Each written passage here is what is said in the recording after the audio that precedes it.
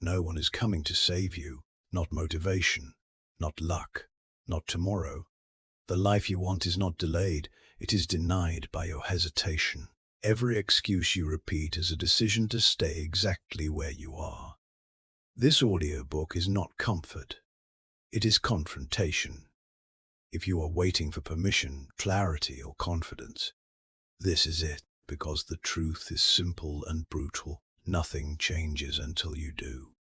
And if you don't move now, you will still be here a year from today explaining why you didn't. No one is coming. Say it again. No one is coming. Not a mentor. Not a breakthrough video. Not a lucky opportunity. Not the perfect moment. You have been trained slowly, subtly, politely to wait. Wait until you feel ready. Wait until someone notices you. Wait until conditions improve. Wait until motivation arrives. That waiting feels responsible. It feels mature. It feels safe. But it's a lie. Waiting is not neutral. Waiting is a decision. Asterisk, waiting is a decision. Delay is self-betrayal. That's the key. From the moment you were young, the system taught you to outsource responsibility. Teachers told you what to do. Parents told you when you were ready. Bosses told you when you were qualified. Society told you when it was your turn. So now, as an adult, you're standing still waiting for a signal that will never come. You don't need their permission. No one ever sits you down and says, now it's time to take your life seriously. No one taps you on the shoulder and hands you discipline. No one shows up with clarity neatly packaged. You have a choice, and the choice is simple, but it is not easy.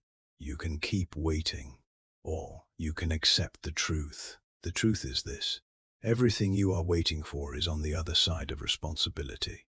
Most people never accept that. They wait for motivation instead of building discipline. They wait for confidence instead of taking action. They wait for support instead of becoming self-reliant.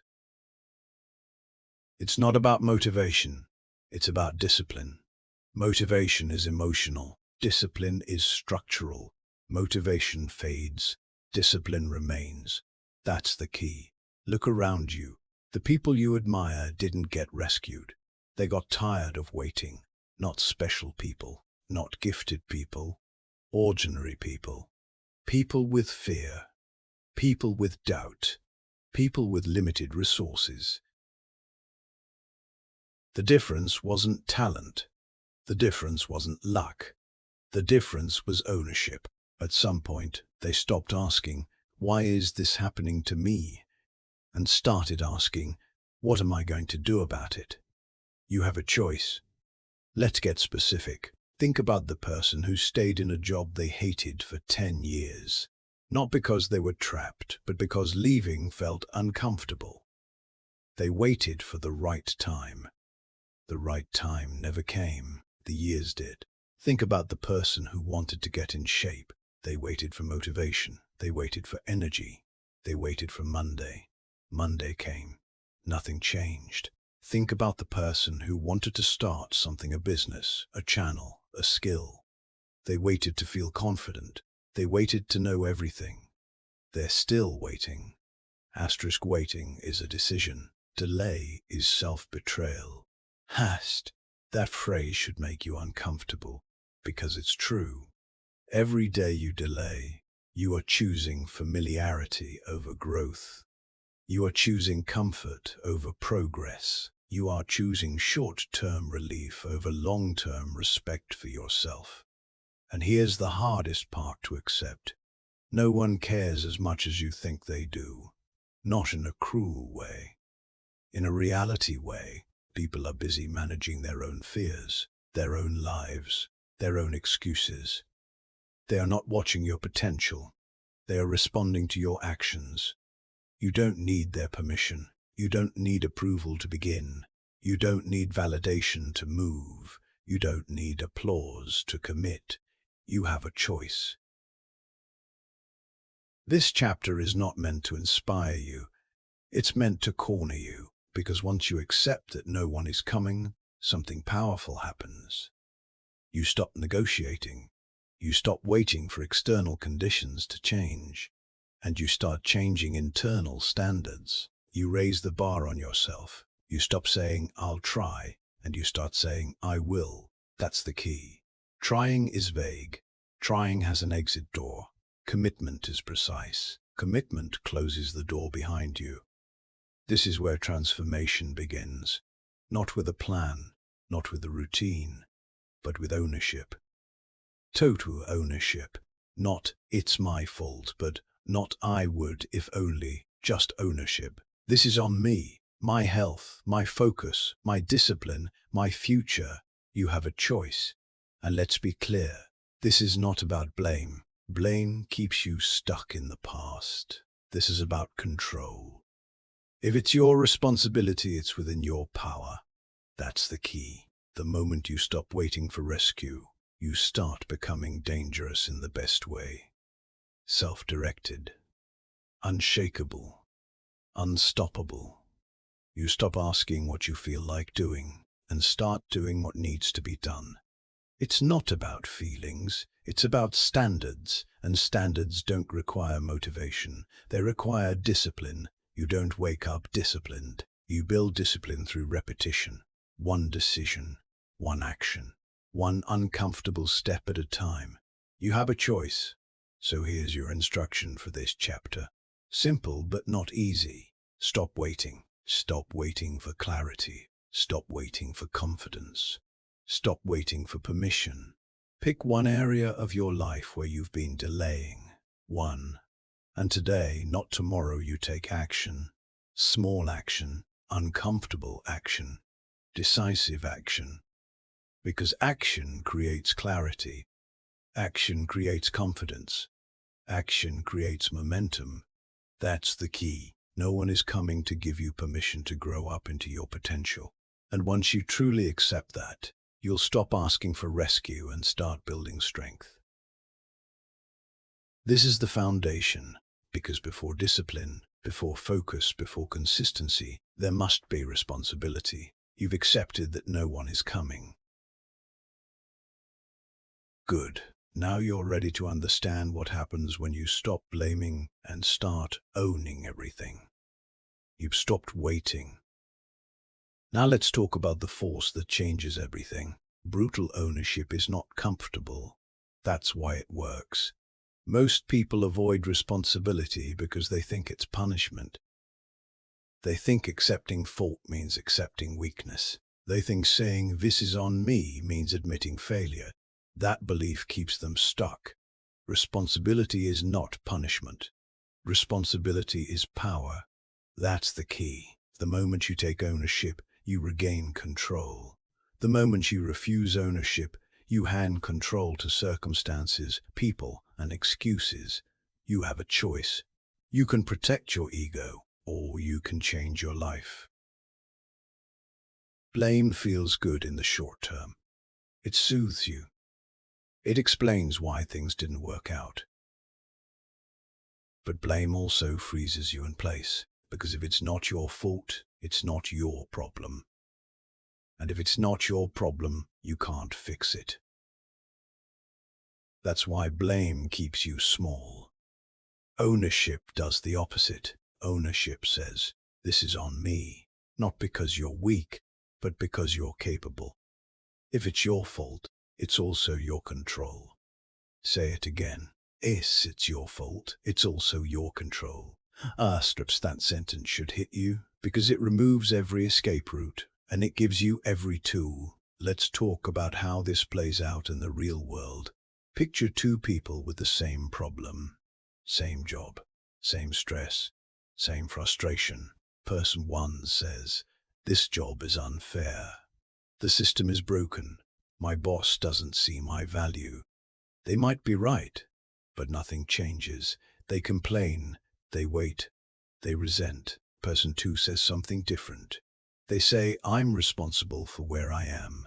Even if it's unfair, it's still on me. What am I going to do about it?" That person upgrades skills. That person changes strategy. That person leaves if they must. Same problem, different response. One stays stuck. One moves forward.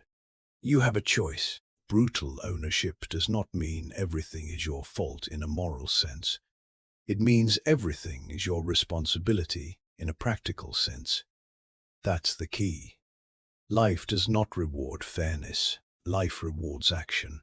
Waiting for justice wastes time. Taking responsibility creates momentum. It's not about fairness. It's about discipline. It's not about who caused the problem. It's about who will solve it. You don't need their permission. You don't need your boss to change. You don't need your past to disappear. You don't need circumstances to become ideal. You need to decide that your life is your responsibility. Most people resist this idea because it feels heavy. But listen carefully. What's heavier, carrying responsibility or carrying regret? Ownership is heavy at first. Regret gets heavier every year. That's the key. Here's another example. Two people want to get in shape. Person one says, I don't have time. My genetics are bad. I'll start when things slow down. They feel justified. They feel reasonable. They also stay the same. Person two says, my schedule is my responsibility. My habits are my responsibility. My health is my responsibility. They wake up earlier. They plan meals. They train when it's inconvenient. Same body, same limitations, different ownership, different outcome. You have a choice. Ownership removes excuses, and excuses are the enemy of progress. Excuses sound logical. They feel true, but they cost you everything. It's not about motivation. It's about discipline. Motivation asks, do I feel like it? Discipline asks, what's required? Ownership forces you to answer that question honestly. Here's where most people get it wrong. They think ownership means self-attack. They think it means shame. It doesn't. Shame looks backward. Ownership looks forward. Shame says, I'm bad. Ownership says, I can do better. That's the key. When something fails, the disciplined mind asks one question: what part of this is mine to fix? Not, who can I blame? Not, why me? Just, what's my move? That question changes everything, because once you ask it, action becomes obvious. You stop arguing with reality. You stop wishing things were different. You start adapting. That's strength. And strength is built through repetition. Every time you choose ownership over excuses, you reinforce a new identity. You become someone who handles things, someone who doesn't collapse under pressure, someone who responds instead of reacts. You have a choice. Let's make this practical. Here is the behavioral shift you must make after this chapter. Stop explaining. Start correcting. Explanations keep you comfortable. Corrections make you effective. When something goes wrong today, anything, pause.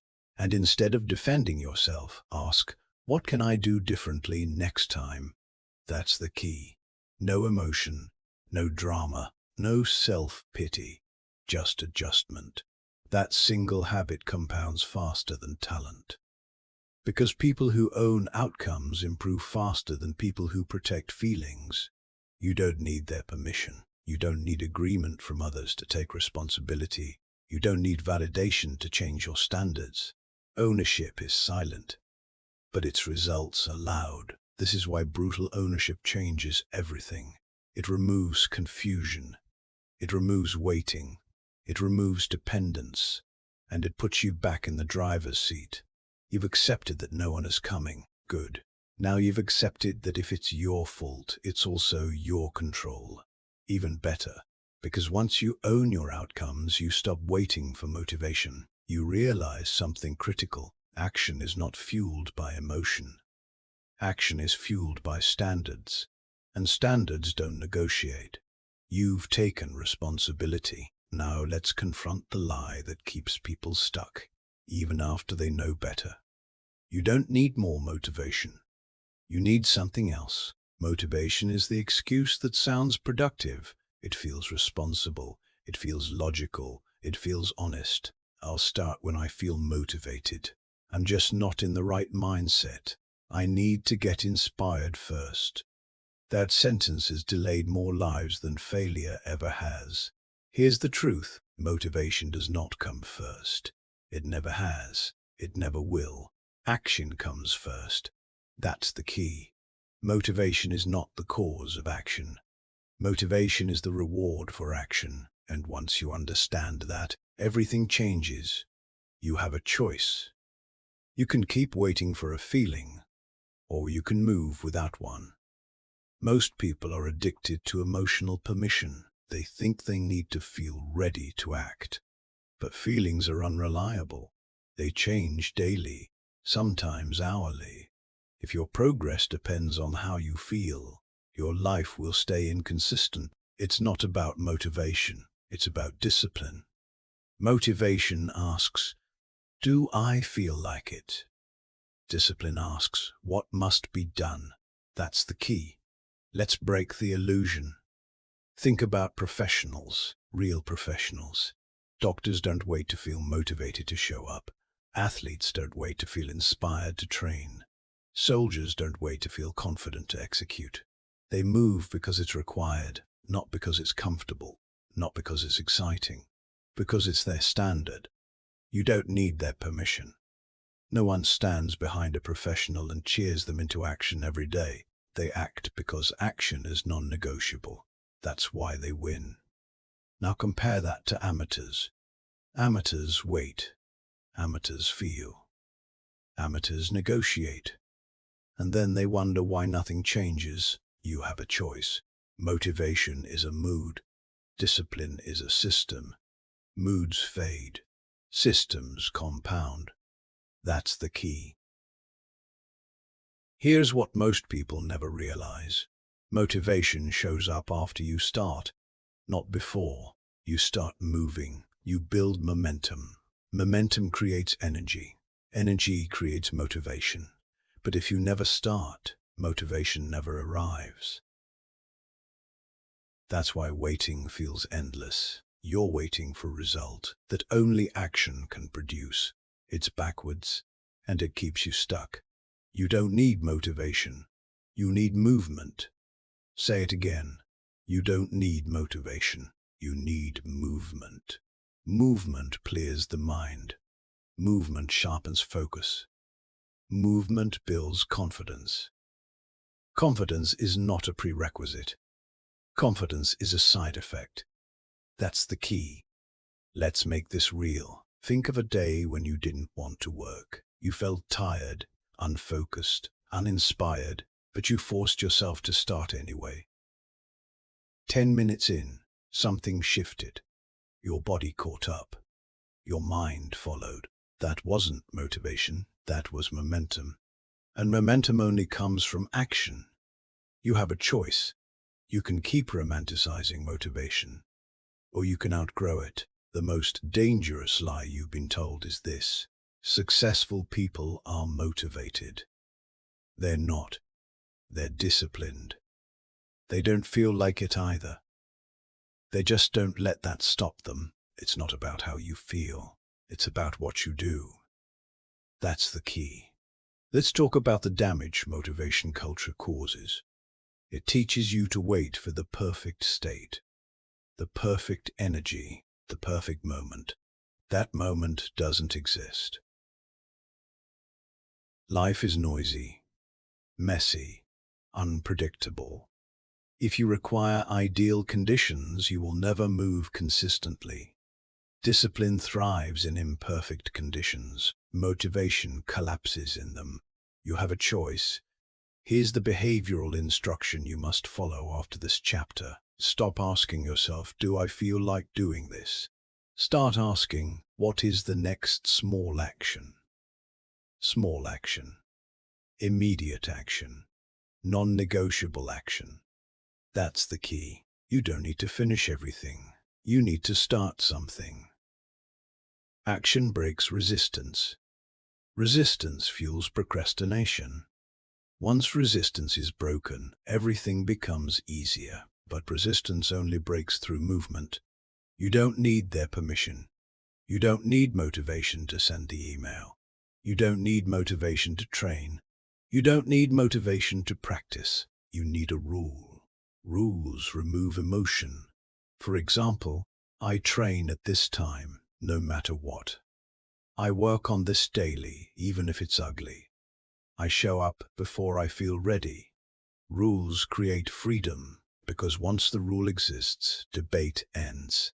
That's the key. Motivation loves debate. Discipline ends it. And here's something else you need to hear. Waiting for motivation is a form of self-protection. If you never start, you never fail. If you never try, you never get exposed. But you also never grow. Safety is expensive. Growth requires discomfort. You have a choice. Comfort today or progress tomorrow. Motivation promises comfort. Discipline delivers results. It's not about desire. It's about standards. Raise your standards, and action becomes automatic. Lower your standards, and motivation becomes an excuse. That's the key. Let's be clear. You will not always feel good. You will not always feel focused. You will not always feel capable. And none of that matters, because feelings do not determine outcomes. Actions do. Professionals understand this. Amateurs resist it. Decide which one you are. You don't need their permission. No one is coming to hype you up every morning. No one is responsible for your drive. That responsibility is yours. And once you accept that, you stop chasing motivation and start building discipline. You've already accepted that no one is coming. You've taken ownership. Now you've removed the last emotional excuse. You don't need motivation. You need movement. Because movement creates clarity. Movement creates confidence. Movement creates momentum. That's the key. And once you start moving consistently, something else becomes obvious. Your biggest enemy isn't laziness. It's comfort. You've learned to move without motivation. Now let's talk about the silent force that keeps pulling you back into stagnation. Comfort doesn't attack you loudly. It whispers. It tells you to rest a little longer, to delay one more day, to stay where it's familiar, and that's why it's dangerous. Comfort feels safe. It feels earned. It feels harmless. But comfort is not neutral. Comfort is erosion. That's the key. You don't wake up one day ruined by comfort. You wake up years later confused about how your life got smaller. Comfort never announces the damage. It just keeps you still. You have a choice. You can choose discomfort with growth or comfort with regret. Most people choose comfort because it doesn't hurt immediately. The pain comes later, and when it arrives, it's heavy. Comfort is the most expensive drug you'll ever take. Say it again. Comfort is the most expensive drug you'll ever take. Because the price is paid in years, in missed potential, in silent disappointment. That's the key. Comfort slowly erodes urgency, and urgency is what creates change. When life feels okay, you stop pushing. When things are tolerable, you stop demanding more from yourself. You tell yourself you'll change soon. Soon becomes later. Later becomes never. You don't need their permission. No one is going to interrupt your comfort and force you to grow. No one is going to drag you out of routines that feel safe. That responsibility is yours. You have a choice. Let's talk about the people who stayed comfortable. They stayed in jobs they disliked but paid the bills. They stayed in routines that drained them but felt predictable. They stayed in relationships that limited them but avoided loneliness. Nothing was bad enough to leave, so they stayed. Years passed. Then one day something hit them. A birthday, a missed opportunity, a realization they were behind where they should be, and the regret was sharp, not because they failed, but because they didn't try. That's the key. Comfort delays action until action feels impossible. It weakens your tolerance for effort. It trains you to avoid friction, and growth is friction. It's not about laziness, it's about discipline. Comfort says, you deserve a break. Discipline says, you owe yourself more. You have a choice. Comfort convinces you that discomfort is dangerous. But discomfort is not danger. Discomfort is feedback. It tells you where growth is required. It points directly to what you've been avoiding. The things you avoid are rarely the things you don't want. They're usually the things that matter most. That's the key. If you feel resistance, you're close to progress. Comfort trains you to avoid that feeling. Discipline trains you to move through it, and once you stop running from discomfort, something shifts. Your confidence grows, your standards rise, your tolerance for excuses drops. You don't need their permission. You don't need approval to live differently than the people around you. You don't need validation to choose challenge over ease. Comfort thrives on comparison.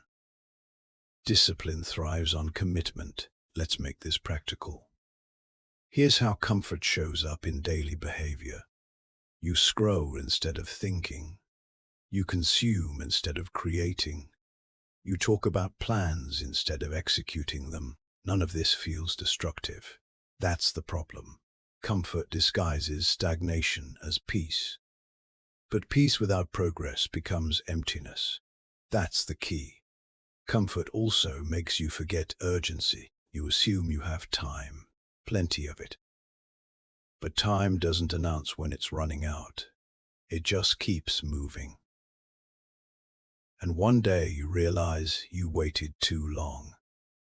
You have a choice. Here's the behavioral shift you must make after this chapter. Start choosing slight discomfort daily. Not extremes, not burnout. Deliberate discomfort. Wake up earlier than feels comfortable. Train when you'd rather rest. Have the conversation you've been avoiding. Work on the thing that scares you instead of the thing that entertains you. Small discomforts build resilience, and resilience destroys comfort addiction. That's the key. Comfort wants ease now. Discipline wants freedom later. Every time you choose discomfort, you remind yourself who's in control. Not your mood, not your habits, not your environment. You. You have a choice. Comfort also lies to you about readiness. It says, you're not ready yet. Just wait. Prepare more. Preparation without action is comfort in disguise. It feels productive. It feels responsible. But it's avoidance. It's not about preparation. It's about discipline. Discipline acts before it feels ready. That's the key. Comfort waits for certainty. Discipline moves with clarity. After action, the people who grow are not fearless. They are decisive. They feel the discomfort, and they move anyway. You don't need their permission. You don't need a dramatic reason to change. You don't need to hit rock bottom. You need to stop numbing yourself with comfort. Because comfort steals your edge. It dulls your ambition. It lowers your standards quietly, until one day you don't recognize the person you've become. You have a choice. Here's a simple test. Ask yourself this. When was the last time I did something hard on purpose? If you can't answer quickly, comfort has been in control. That's the key. Growth requires friction. Progress requires resistance. Discipline requires discomfort. Not all the time, but consistently. You don't escape comfort by accident. You escape it through intention. This chapter is not asking you to suffer. It's asking you to stop avoiding effort. Because effort is where self-respect is built, and self-respect fuels everything else. You've learned that no one is coming. You've taken ownership. You've stopped waiting for motivation. Now you must confront the addiction to ease. Because if comfort controls you, discipline cannot. He recognized the danger. Good. Now it's time to build something stronger than comfort. Something that works even when you don't feel like it. You're ready for the next step. Your feelings are not facts. They are signals. Temporary, unreliable. Discipline doesn't care. That's the key. Most people let their feelings run their lives. If they feel tired, they stop. If they feel bored, they quit. If they feel uncertain, they wait. And then they wonder why their results are inconsistent. Feelings change. Standards don't. Discipline does not care how you feel. Say it again. Discipline does not care how you feel. That sentence should feel cold. Because it's honest. You have a choice. You can build your life around moods, or you can build it around systems. Moods fluctuate. Systems execute. It's not about passion. It's about discipline. Passion fades when things get repetitive. Discipline thrives on repetition. That's the key. Here's what disciplined people understand that everyone else ignores. You will never feel like doing the hard thing consistently. Waiting to feel ready guarantees inconsistency. Discipline removes the decision. You don't decide if you'll act. You decide when, and then you follow through. No debate, no negotiation. You don't need their permission. No one needs to clap for you to follow your routine. No one needs to understand why you're consistent. Consistency is personal. Let's talk about the myth that destroys progress. Talent. People love talent because it excuses inaction. I'm not gifted. I'm not naturally good at this. They're just smarter than me. That's comforting. But it's also false. Simple routines outperform talent every time. That's the key. Look at the people who succeed long-term. They don't do extraordinary things occasionally. They do ordinary things consistently. They wake up at the same time. They train even when it's boring. They work on the skill daily, even when progress feels invisible. Not exciting, not glamorous. Effective. You have a choice. You can chase intensity, or you can build consistency. Intensity feels powerful for a week. Consistency feels boring, but it wins for a lifetime. Discipline works because it removes emotion from execution. When emotions lead, results suffer. When systems lead, progress compounds. That's the key. Let's make this practical. A system is not complicated. It's simple, repeatable, non-negotiable. For example, you train at the same time daily. You write for a fixed block, no matter the quality. You read 10 pages every night. You plan tomorrow before sleep. These actions don't require inspiration. They require compliance. And compliance builds momentum. You don't need to feel good. You need to show up. Discipline does not care how you feel. Most people sabotage themselves by asking emotional questions. How do I feel today? Do I have energy? Am I in the mood? Those questions give feelings authority they don't deserve. Replace them. Ask better questions. What's the system? What's the next step? What's non-negotiable today? That's the key. Feelings respond to action, not the other way around. You act, then the feeling follows. Not always immediately, but eventually. Discipline creates pride. Pride creates confidence. Confidence fuels motivation. But it starts with action without emotion. You have a choice. Let's talk about the real enemy. It's not laziness, it's inconsistency. Inconsistency trains your brain to quit. It teaches you that rules are flexible. Discipline teaches the opposite. It teaches your mind that when you say something, it happens.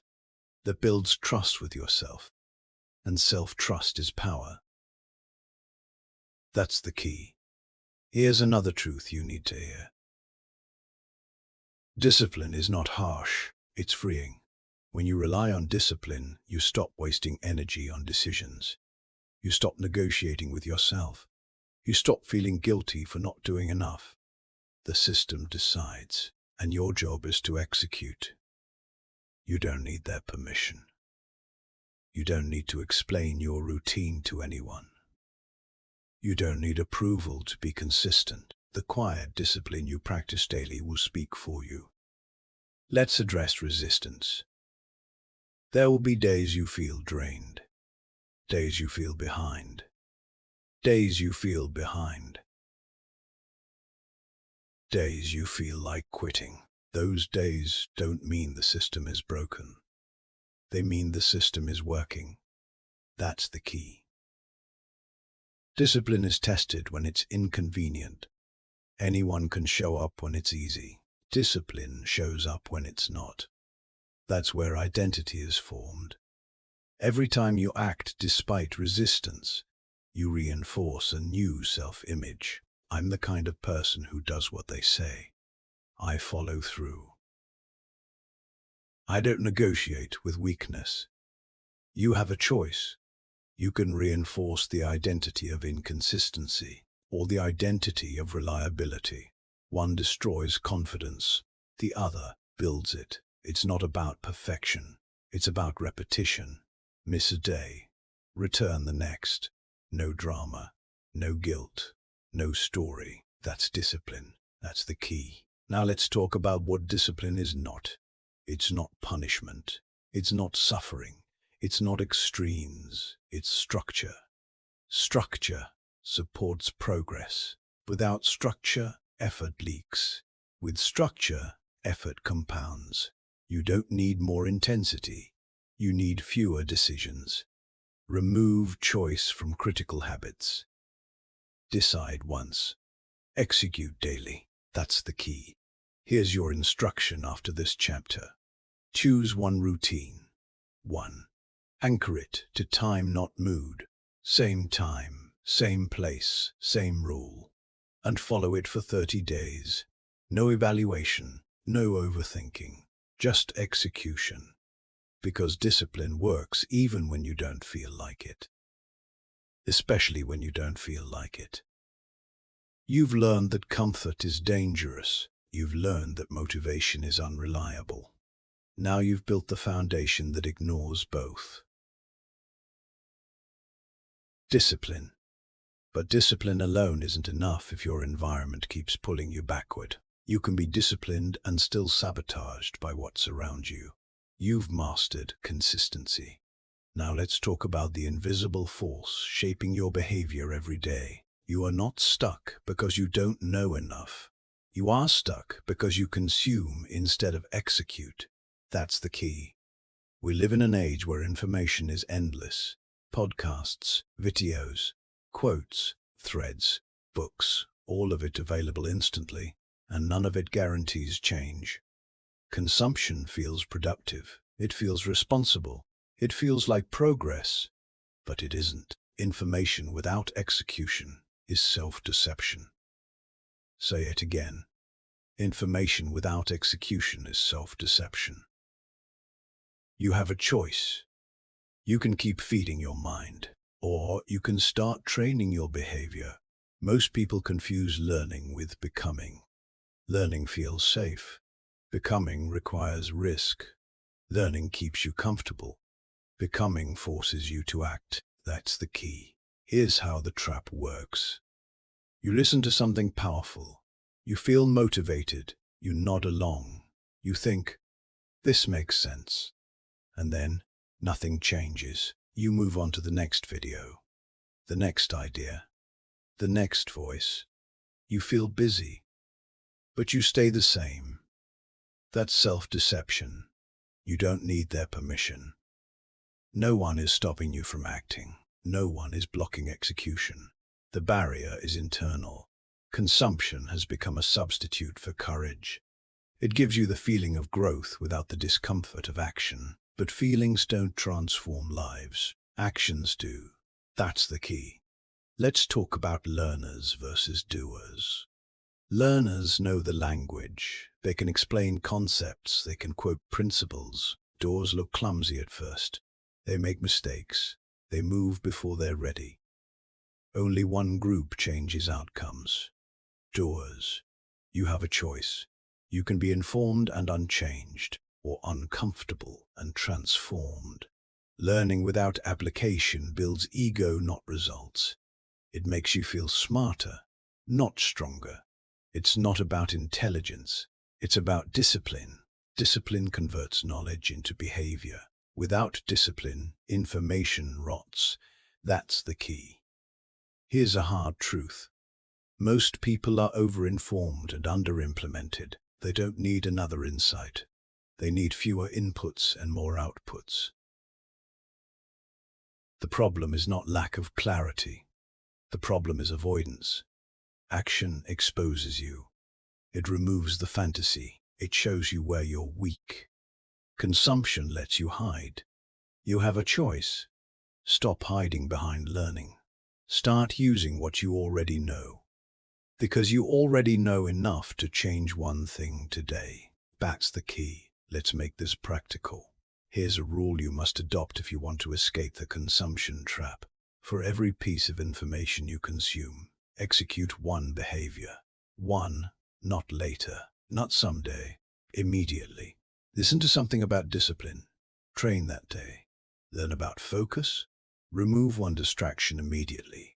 Hear about routines. Build one small routine before you consume anything else. That's the key. Execution locks learning into your nervous system. Without execution, learning stays theoretical, and theory doesn't change lives. Behavior does. You don't need their permission. You don't need to finish the book. You don't need to complete the playlist. You need to move.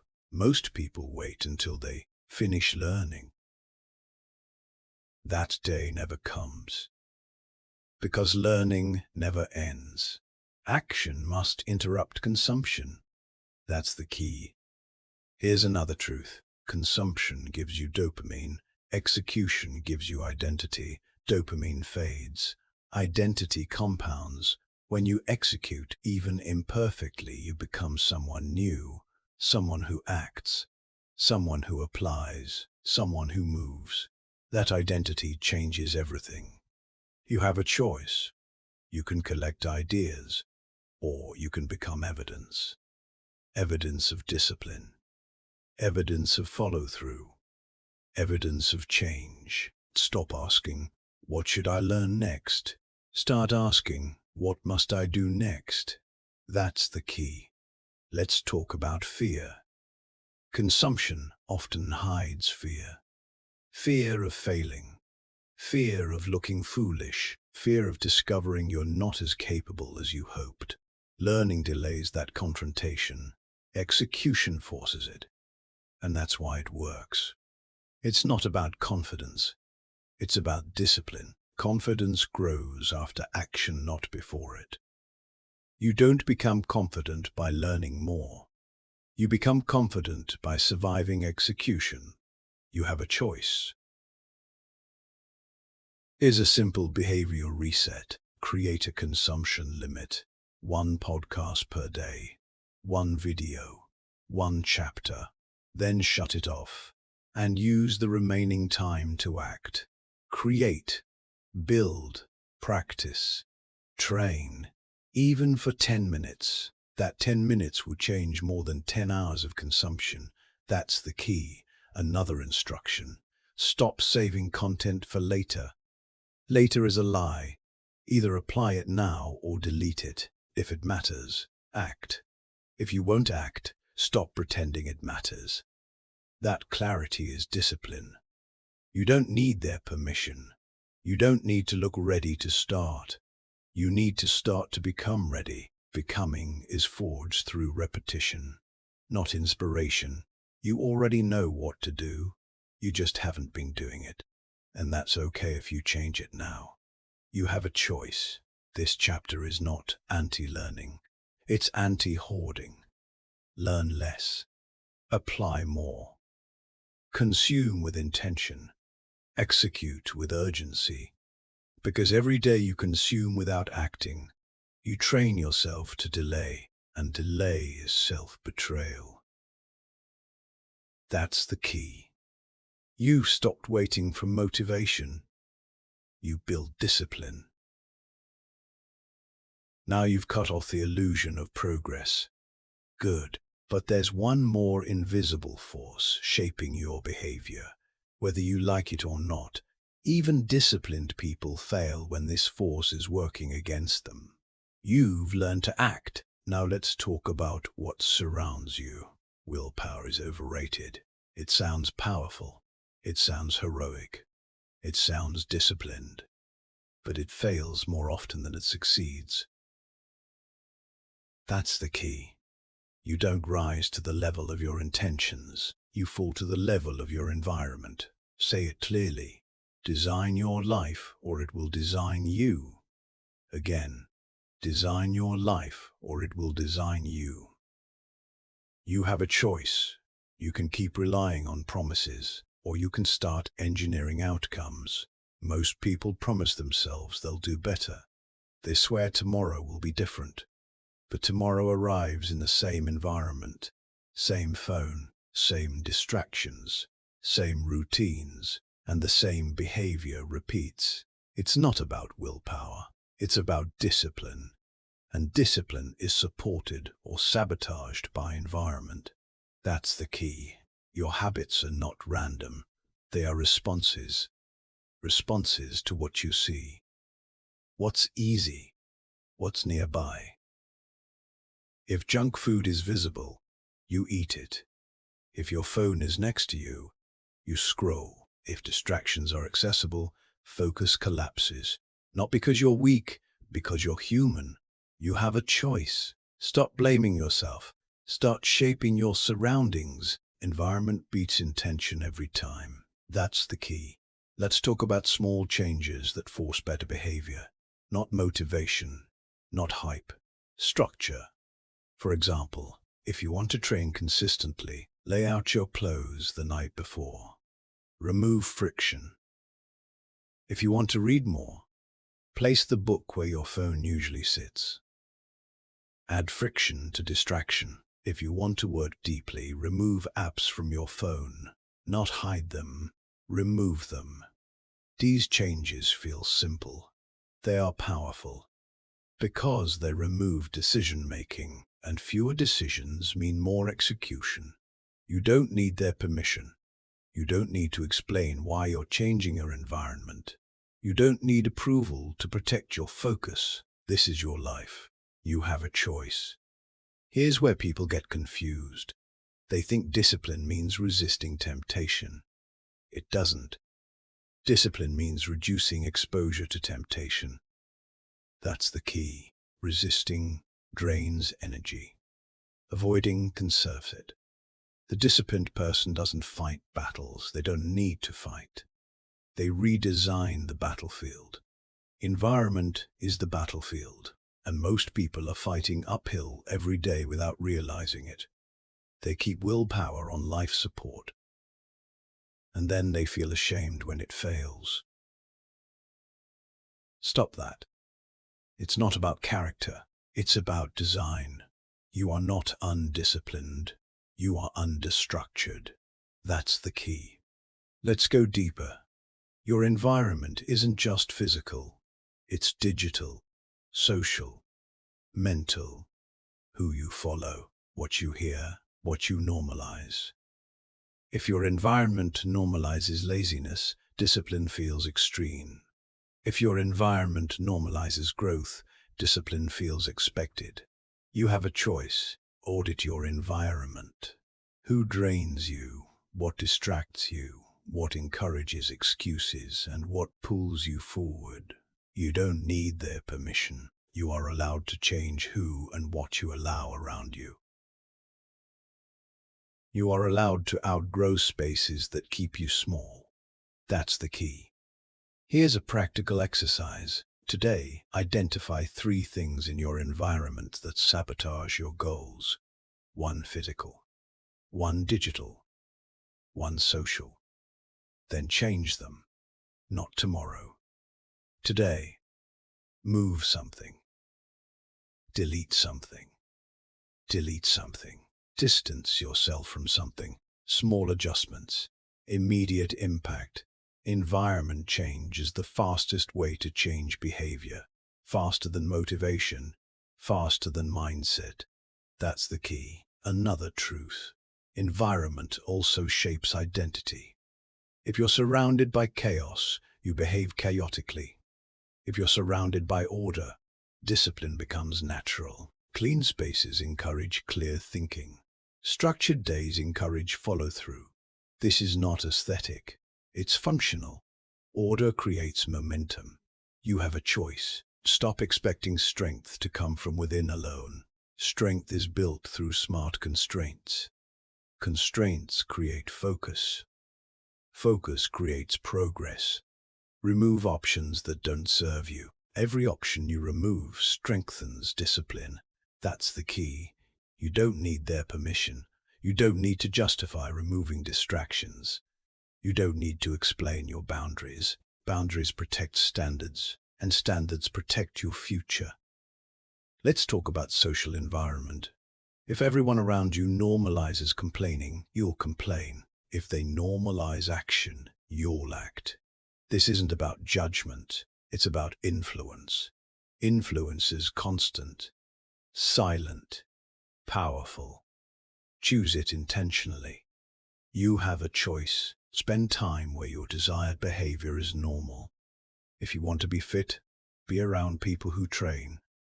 If you want to build, be around builders. If you want discipline, surround yourself with structure. If that's not possible physically, curate it digitally. Follow differently. Consume differently. Listen differently. That's the key. Let's address resistance. Changing your environment feels drastic. It feels uncomfortable. Good. Discomfort means you're removing a crutch. And crutches feel safe until you realize you don't need them. You don't need their permission. You don't need to wait until you're stronger. You become stronger by changing what's around you.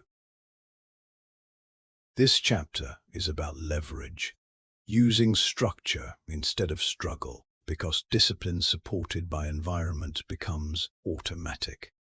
And automatic behavior compounds. You've stopped relying on motivation. You've built discipline. Now you've engineered support. Good. But discipline and environment still need direction. You can be disciplined in the wrong things. You can optimize habits that don't matter. So now we need to talk about value. What actually gets rewarded? You shaped your surroundings. Now let's talk about what the world responds to. Potential is flattering. It sounds promising. It sounds hopeful. It sounds like the future owes you something. It doesn't. The world does not pay for intention. It does not reward effort. It does not compensate potential. It pays for value. That's the key. You can be talented. You can be hardworking. You can mean well and still be invisible. Because value is not what you could do. Value is what you consistently deliver. Potential unpaid is wasted. Say it again. Potential unpaid is wasted. You have a choice. You can protect your potential, or you can convert it into results. Most people cling to potential because it protects their ego. As long as it's unrealized, it can't be judged. As long as it's unused, it can't fail. But unused potential decays, and eventually it turns into regret. That's the key. Let's talk about how this shows up in real life. Look at workplaces everywhere. 2 people, same role, same hours. One does what's asked, completes tasks, stays busy. The other solves problems, removes friction, creates outcomes. One complains about being underpaid. The other becomes indispensable. Same effort, different value. You have a choice. Effort is invisible unless it produces results. The world doesn't see how hard you try. It sees what changes because of you.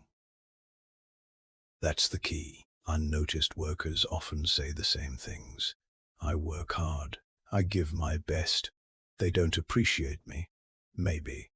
But appreciation follows value, not effort. Value answers questions. Who fixes problems before they're asked?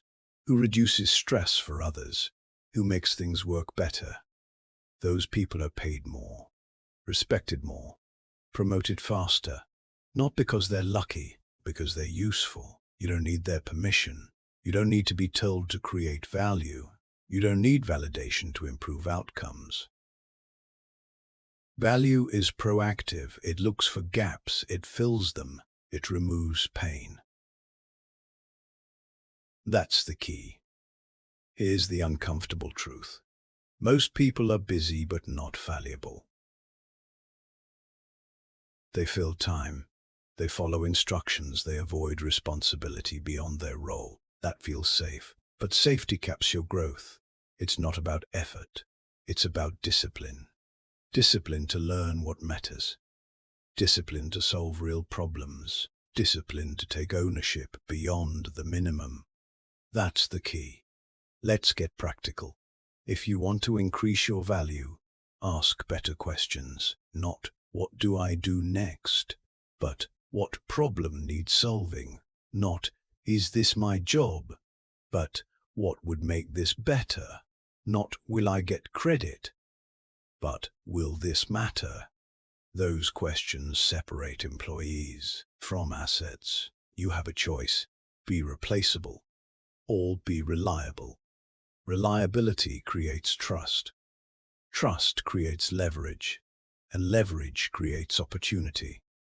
Potential does none of that unless it's applied. Potential unpaid is wasted. Another truth you need to hear. The world doesn't owe you a return on effort. It offers a return on usefulness. This applies everywhere. In careers, in business, in relationships.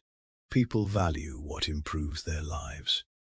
If your presence reduces problems, you rise. If it adds complexity, you're avoided. That's the key. Stop marketing your effort. Start improving your output. No one cares how long it took. They care that it works. You don't need their permission. You don't need to wait for a title to add value. You don't need a promotion to act like a leader. Leaders create value first. Titles follow later. You have a choice. Let's talk about skills. High-value people build rare, useful skills, not trendy ones, not comfortable ones. Skills that solve problems people actually have. Communication, execution, systems thinking, reliability under pressure. These skills compound. Talent without skill is fragile. Skill without discipline is inconsistent. But skill plus discipline is unstoppable. That's the key. Here's a simple instruction. Identify one problem you encounter repeatedly. At work, in your routine, in your field. Then ask, how can I solve this better than expected?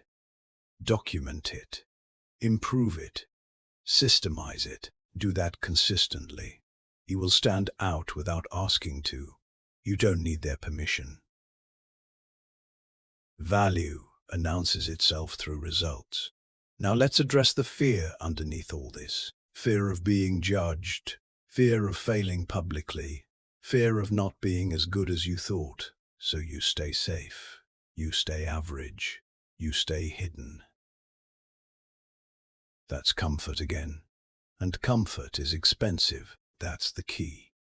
Turning potential into value requires exposure. You put your work into the world. You let it be tested. You let it be improved. That process is uncomfortable, but it's the only way forward. You have a choice. Protect your ego or build your future. One keeps you small. the other grows you.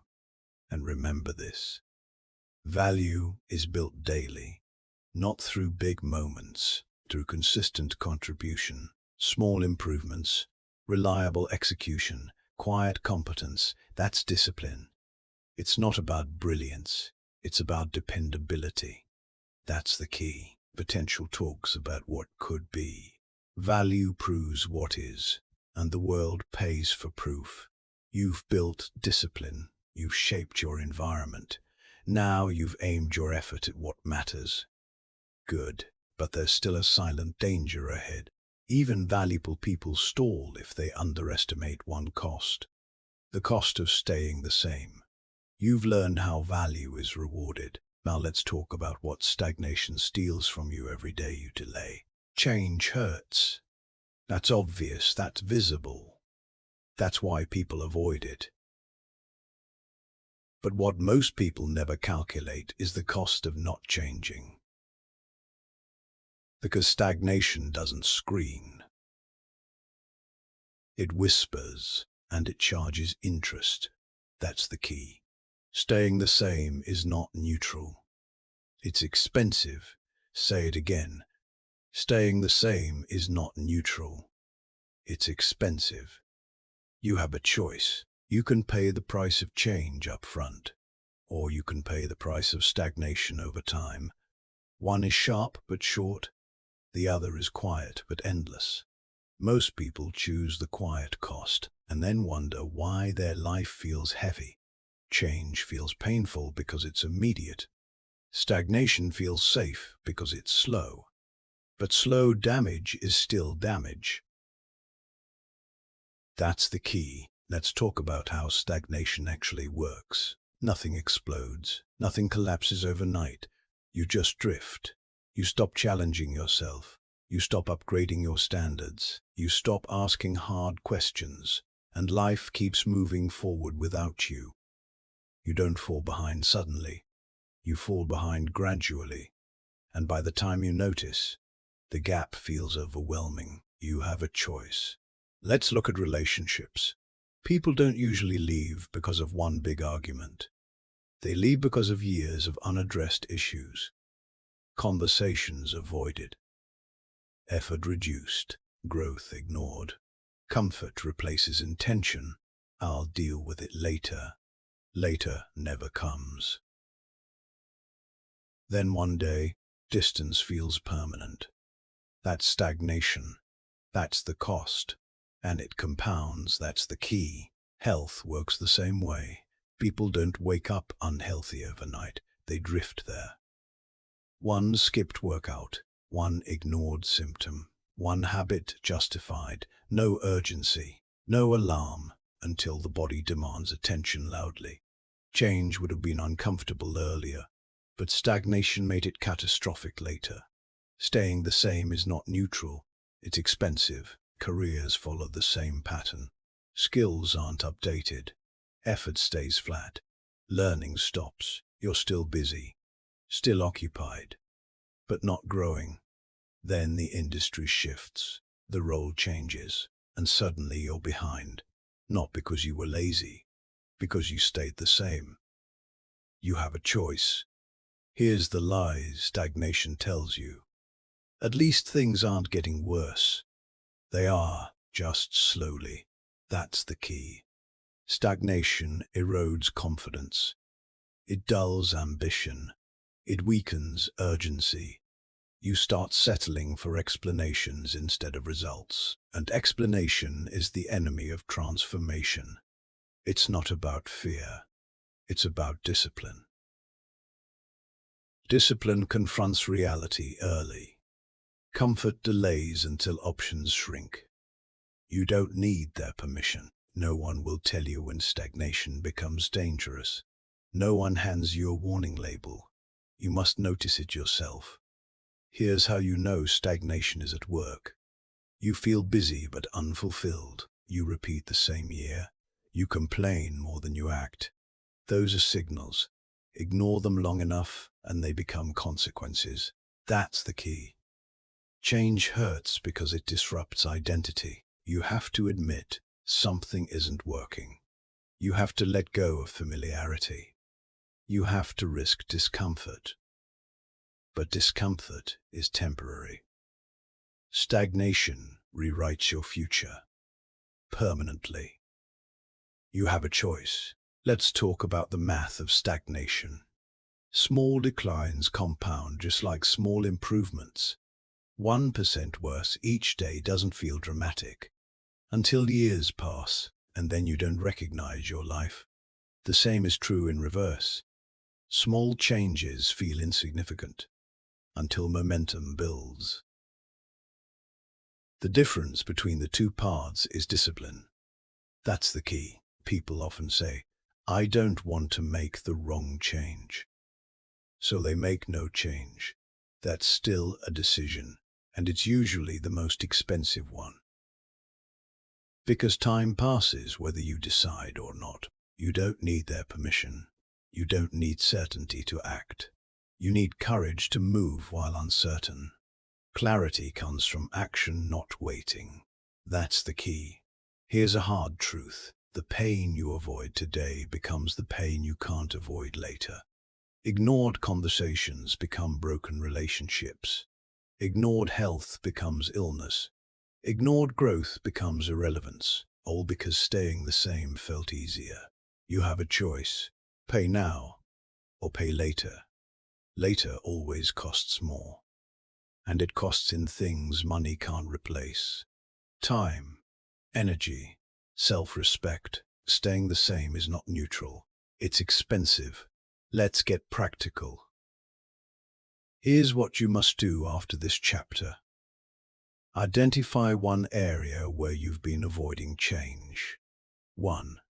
Don't pick the biggest one. Pick the clearest one, where you already know what needs to happen. Then take the smallest action that disrupts stagnation. One conversation, one habit change, one decision. Not perfect, not complete, just decisive. That's the key. Momentum breaks stagnation. Stagnation survives on delay. Once you move, even slightly, you shift the trajectory, and trajectory matters more than speed. You don't need their permission. You don't need to explain why you're changing. You don't need to justify growth. Your responsibility is not to stay familiar. It's to evolve. This chapter isn't about forcing massive change overnight. It's about recognizing the hidden tax you're paying every day you don't act, and choosing to stop paying it. You've learned that value matters. You've learned that discipline works. Now you've seen the real cost of standing still. Good, because the next step is even deeper. Change isn't just about behavior, it's about identity. You don't rise to goals, you fall to identity. You've seen the cost of stagnation. Now let's talk about who you must become to make change permanent. Goals don't change lives. Identity does. That's the key. Most people chase outcomes, money, fitness, status, freedom, and they wonder why nothing sticks. Because you don't rise to goals, you fall to identity. Say it clearly. You don't rise to goals, you fall to identity.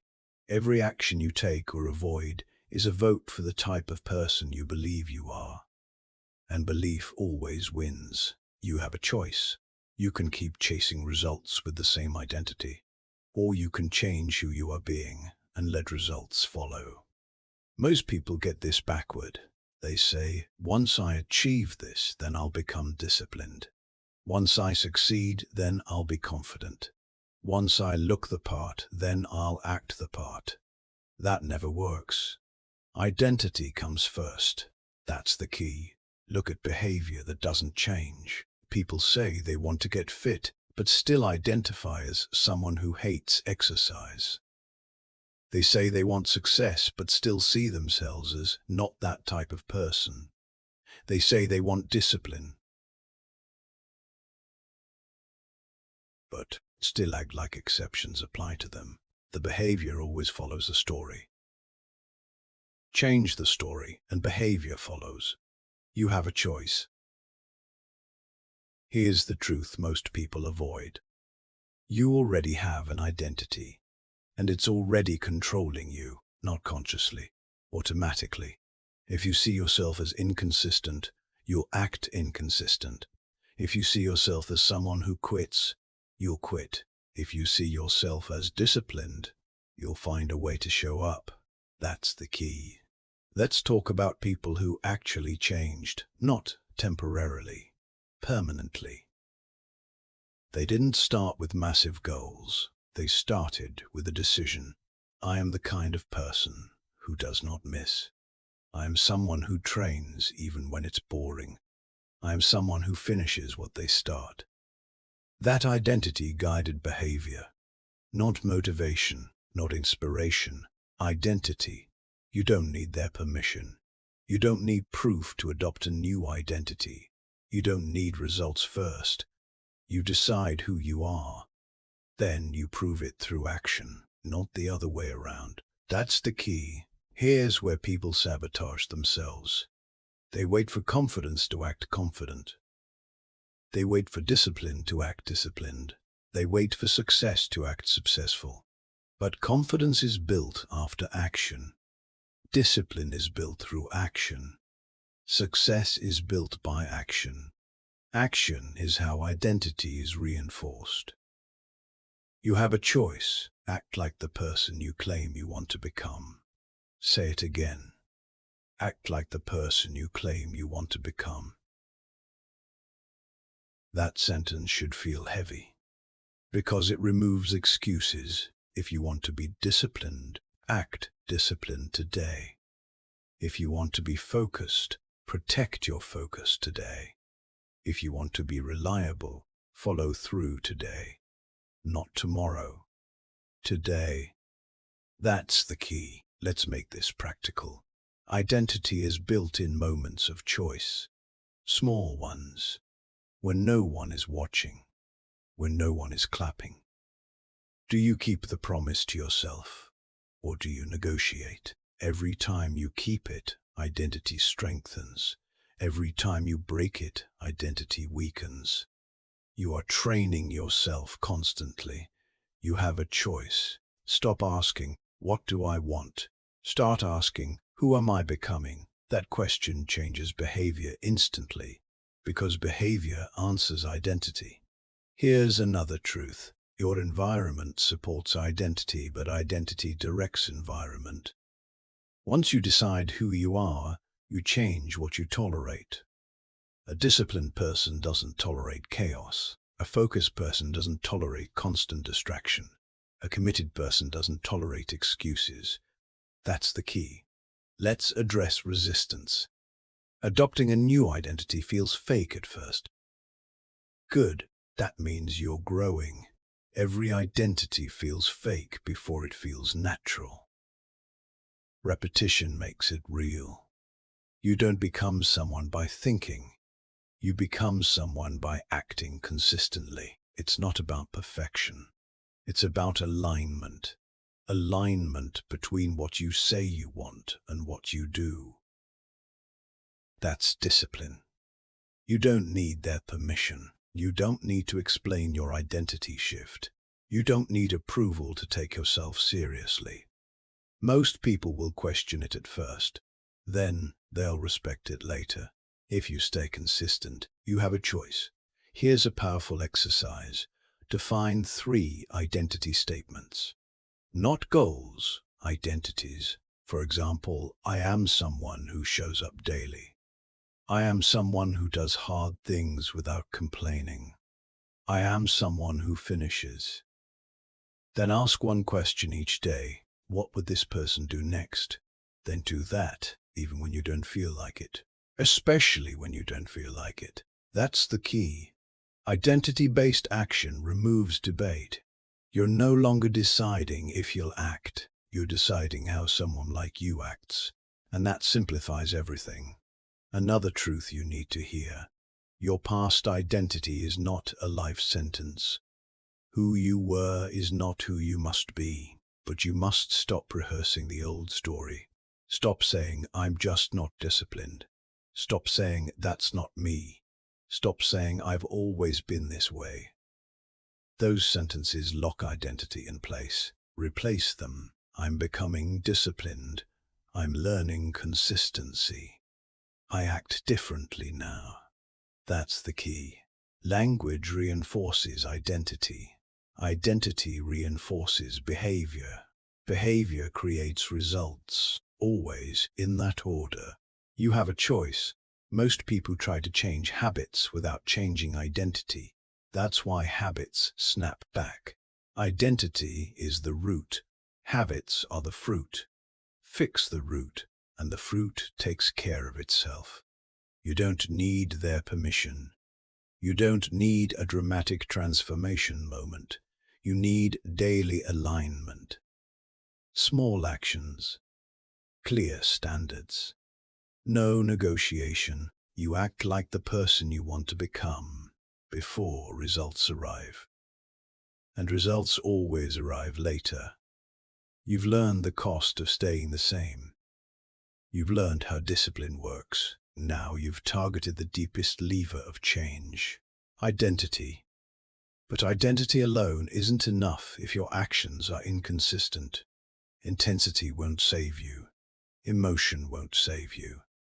Only consistency will. You decided who you are. Now let's talk about how to make that identity unstoppable. Intensity feels powerful. It looks impressive. It feels heroic. It gives you a rush. And then it disappears. That's the key. Most people don't fail because they don't try hard enough. They fail because they try hard once, then disappear. They sprint. They burn out. They vanish. And then they repeat the cycle. Intensity promises transformation. Consistency delivers it. Say it clearly. Consistency is unglamorous and unstoppable. Say it again. Consistency is unglamorous and unstoppable. You have a choice. You can chase intensity, or you can commit to consistency. One feels exciting, the other feels boring. Only one works. Intensity is emotional. Consistency is structural.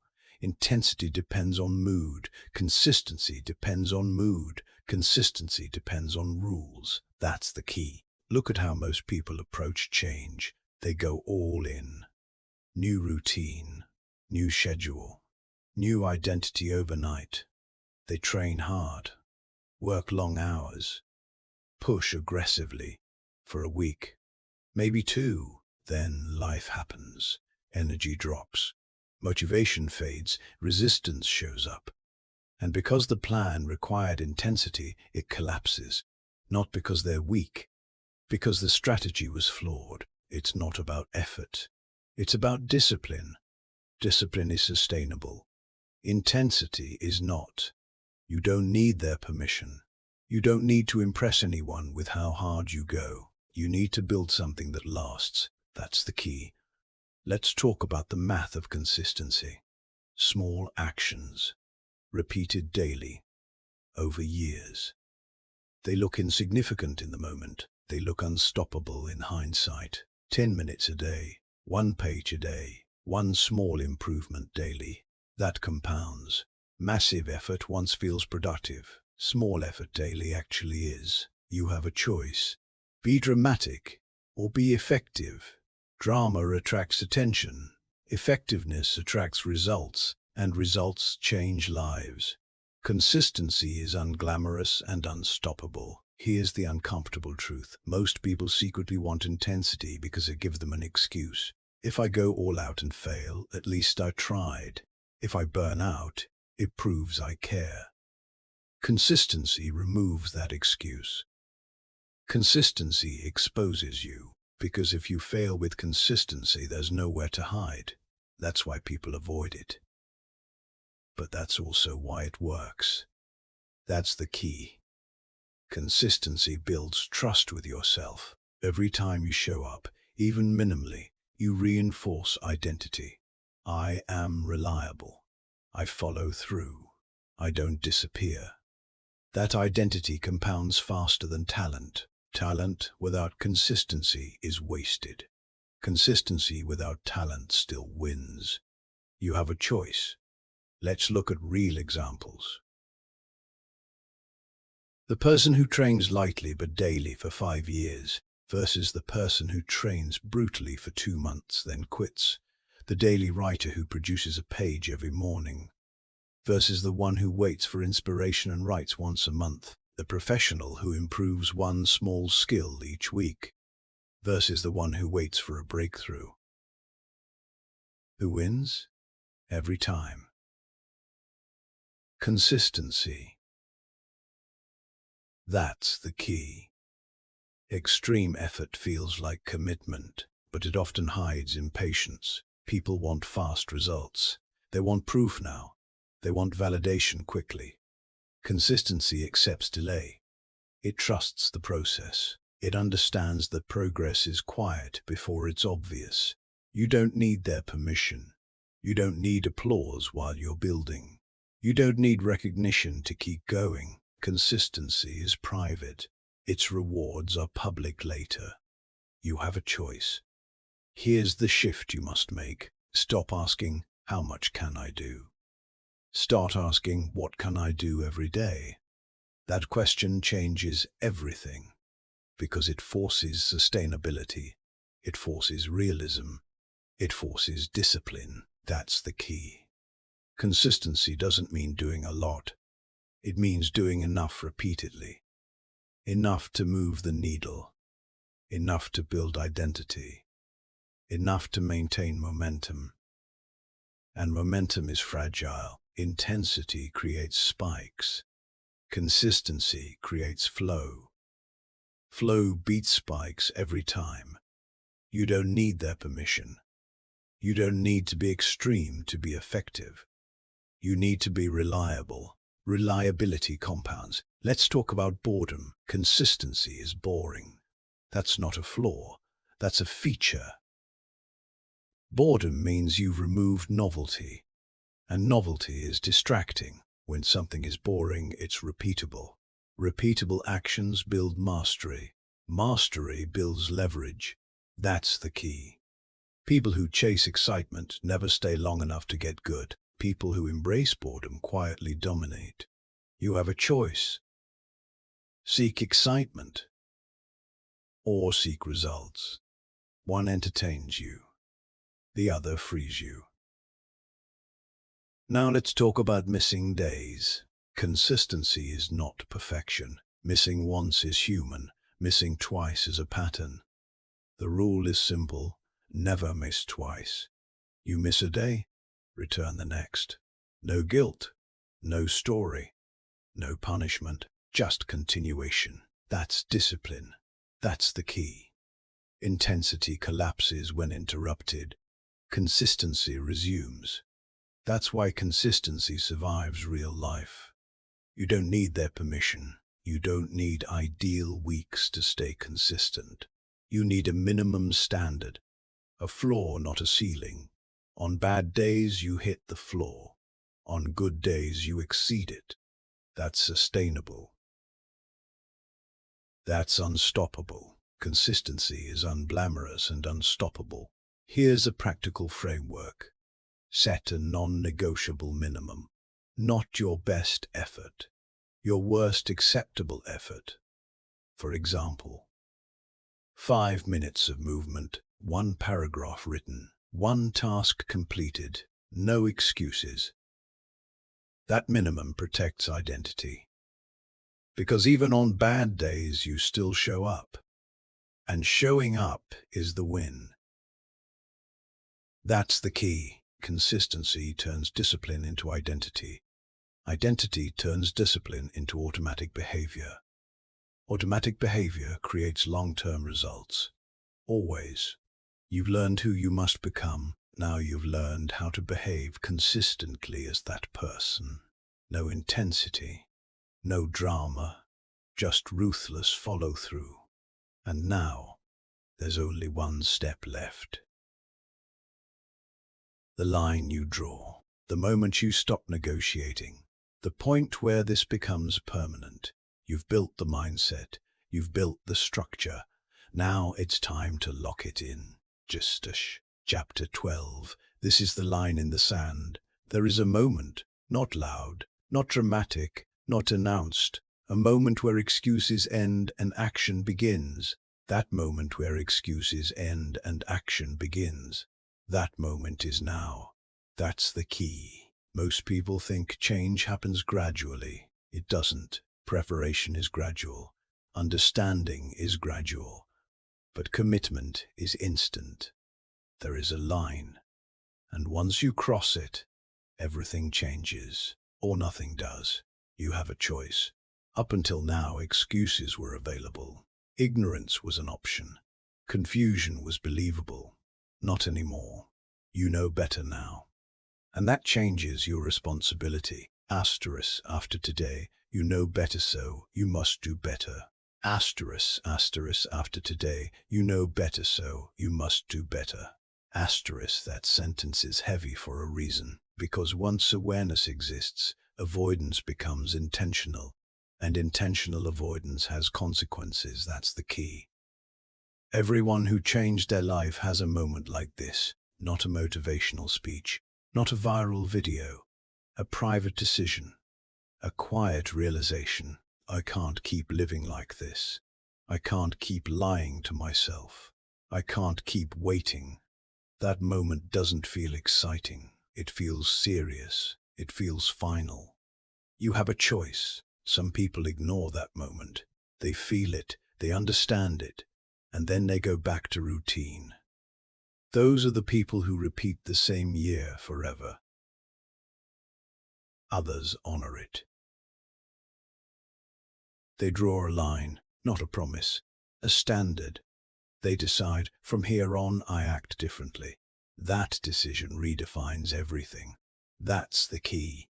Let's talk about turning points. A turning point is not when life gets easier.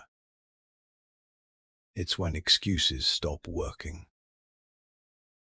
When your own explanations sound hollow. When comfort feels suffocating. When staying the same hurts more than changing. That's when people move. Not because they're brave, but because they're done. You don't need their permission. No one validates this moment for you. No one confirms it's real. You decide it's real, and that decision carries weight. You have a choice. Most people want change without a line. They want flexibility. They want escape routes. But change doesn't tolerate ambiguity. If the line is blurry, behavior stays the same. A clear line forces action. That's the key. This is not about intensity. It's about finality. No more "I'll try," no more "I'll see." Those phrases belong to the old version of you, the version that negotiated with weakness. This version is different. You've learned too much to go back. Asterisk. After today you know better, so you must do better. Asterisk. That applies to everything. Your habits, your standards, your self-talk. You can't unknow what you know, and pretending you can is self-betrayal. You have a choice. This chapter is not asking you to be perfect. It's asking you to be decisive. Perfection hesitates. Decision commits. Commitment changes behavior immediately. That's the key. Let's talk about what drawing a line actually means. It means certain behaviors are no longer options, not debated, not justified, just removed. Excuses you once accepted gone. Habits that drained you cut. Standards you lowered raised, not aggressively, quietly, without announcement. You don't need their permission. You don't need to tell people you've changed. You show them through consistency. Lines in the sand are personal. They're not for approval. They're for clarity. You have a choice. Here's how you draw the line. You choose one non-negotiable. One behavior that defines the new standard. Not 10, one. And you commit to it without exception. No matter the mood, no matter the excuse. This becomes your anchor. This is how identity locks in. That's the key. For some people, it's training daily. For others, it's waking up earlier. For others, it's working on the skill they've been avoiding. It doesn't matter what it is. It matters that it's honored. Because honoring it teaches your mind something new. I do what I say. I don't negotiate with weakness. I'm serious now. That identity changes everything. You have a choice. This is also the moment where you stop waiting for permission. You stop asking, is this okay? Is this too much? Will people understand? Those questions disappear. Because your future is not a group decision. That's the key. People will test your line, not intentionally, habitually. They'll invite you back into old patterns, old conversations, old compromises. You don't argue. You don't explain. You hold the line, silently. That's discipline. That's respect for yourself. You don't need their permission. You need alignment. Alignment between who you are now and how you act. Anything less creates friction. And friction creates self-doubt. This chapter removes doubt. Because a line removes ambiguity. You have a choice. Let's talk about fear. Fear doesn't disappear at the line. It shows up. Loudly. What if I fail? What if I can't maintain this? What if I disappoint myself again? That fear is normal, but it's no longer in charge. Action is. That's the key. Courage is not confidence. Courage is movement despite doubt. And once you move, doubt loses power. This is how momentum begins, not with certainty, with commitment. Asterisk. After today, you know better, so you must do better. Asterisk. That means no more pretending you don't know what to do. No more waiting for the right feeling. No more outsourcing responsibility. You act, even when it's inconvenient. Especially when it's inconvenient.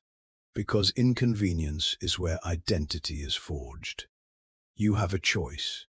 You can leave this audiobook inspired, or you can leave it changed. Inspiration fades. Standards remain. Standards are set at moments like this. Quiet, clear, final. This is your line. Not tomorrow, not next week. Now, and once you step over it, you don't look back. Because there is nothing behind you worth returning to. You've learned the truth. No one is coming. Discipline works. Consistency wins. And now you've reached the final responsibility. To act. To move. To live differently starting immediately. This is the line in the sand. And everything after this moment is on you. You've heard the truth now. No one is coming. Not tomorrow. Not next year. The gap between who you are and who you want to be is filled with action or excuses. Every day you delay, you reinforce the identity you claim to hate. Discipline is not punishment. Responsibility is not oppression. They are freedom. This is your moment to stop negotiating with weakness. Start before you're ready. Act before you're confident. Move before you feel brave. When this audiobook ends, the real test begins. So here is the challenge. Do one hard thing today, then do it again tomorrow. Because no one is coming. And that means it's finally on you.